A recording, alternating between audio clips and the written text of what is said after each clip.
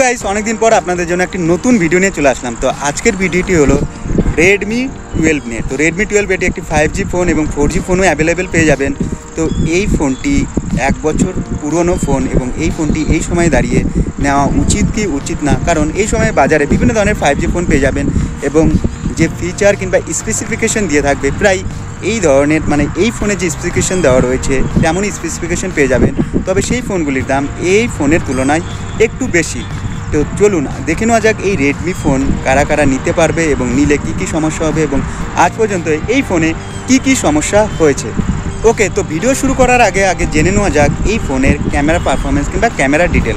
তো এই ফোনে যদি ক্যামেরার কথা বলা হয়, পিছনে থেকে 3টি ক্যামেরা সাপোর্ট পেয়ে যাবেন, 50 মেগাপিক্সেল, 8 মেগাপিক্সেল এবং 2 মেগাপিক্সেল। 50 মেগাপিক্সেল যেটি প্রাইমারি মেন ক্যামেরা সেন্সার এবং তার সঙ্গে 8 এমপির একটি আল্ট্রা ওয়াইড ক্যামেরা সেন্সার এবং তার সঙ্গে 2 এমপির একটি ম্যাক্রো ক্যামেরা সেন্সার পেয়ে যাবেন এবং সামনের দিকে পেয়ে যাবেন 8 এমপির একটি বিগ ক্যামেরা সেন্সার। এবং এই দুটি সামনে এবং পিছনে দুটি যদি ক্যামেরার কথা বলা হয় সেটি নিয়ে আমি আলাদা একটি ভিডিও করব। তবে এই প্রাইস সেগমেন্টে এই ফোনের যে ক্যামেরা দিয়েছে সেটি অনেকটা ভালোই দিয়েছে। এবং ওকে, আর এই ফোনের যদি বডির কথা বলা হয় তো এই ফোনটি প্লাস্টিক বডির সঙ্গে আছে এবং হাতে নিলে অনেকটা গ্লাসের ফিলিং দিয়ে থাকে। এবং এই ফোনে যদি ডিসপ্লের কথা বলা হয় 6.7 ইঞ্চির একটি ফুল এইচডি প্লাস ডিসপ্লে পেয়ে যাবেন, যেটি ডিসপ্লে ব্রাইটনেস একটু কম জোরি মনে হয়, মানে যদি সূর্যের আলোতে যদি ফোনটি ইউজ করেন তখন অনেকটা কম ব্রাইটনেস মনে হয়, কারণ এই ফোনে ততটাও ব্রাইটনেস দেয়নি। এবং তার সঙ্গে যদি এই ফোনের যদি ব্যাটারির কথা বলা হয় 5000 mAh ব্যাটারি পেয়ে যাবেন, তার সঙ্গে 18 ওয়াটের ফাস্ট চার্জার দিয়েছে।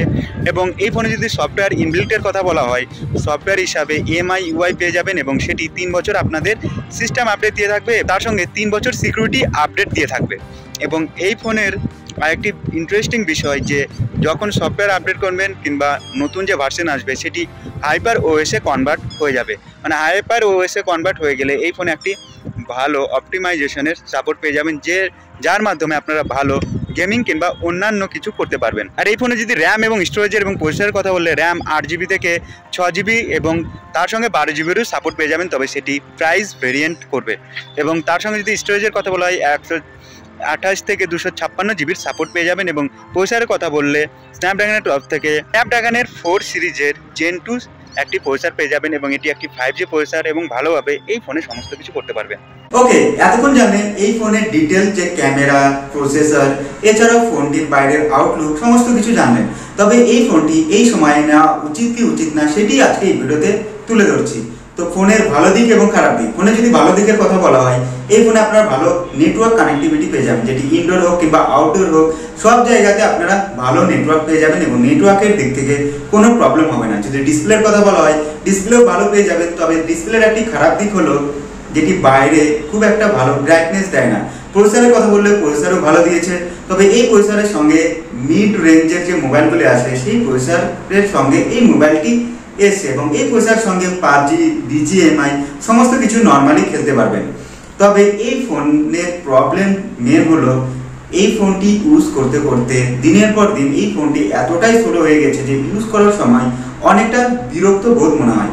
এবং তার সঙ্গে রয়েছে ব্যাটারি ইস্যু।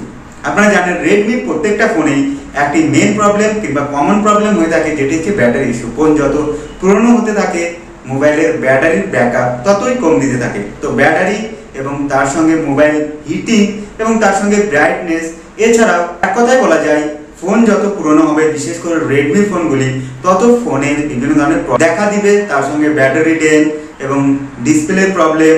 এছাড়া যদি ক্যামেরার কথা বলা হয়, ক্যামেরা প্রথমে ভালো ছিল, তবে দিনের পর দিন সফটওয়্যার আপডেট দেওয়ার পর এই ফোনটির ক্যামেরা খারাপ হয়ে গেছে। হাইপার ওএস দিয়েছে, হাইপার ওএসে বলা হয়েছিল ফোন অনেক স্মুথ করবে, তবে সেরকম কোনো কিছু হয়নি। তো আপনারা যদি এই সময় এই ফোনটি নিতে চান তো আপনাদের বলবো রেডমির বাজেট যে ফোনগুলো হয়ে থাকে প্রত্যেকটা ফোন দিনের পর দিন স্লো হতে থাকে এবং মেন প্রবলেম দেখা যায় ব্যাটারি ইস্যু কিংবা চার্জিং ইস্যু। এছাড়া এমনি এই ফোনটি নিতে পারেন যারা নর্মাল ইউজার, তা নিতে পারেন, কারণ এই ফোনটি 5G ফোন এবং খুব কম দামে পেয়ে যাবেন। তো আজ ছিল এই ভিডিও দেখে ভিডিও ভালো লাগলে ভিডিওকে লাইক করুন, তারপর চ্যানেলকে সাবস্ক্রাইব করুন। চলুন দেখা হচ্ছে পরের ভিডিওতে।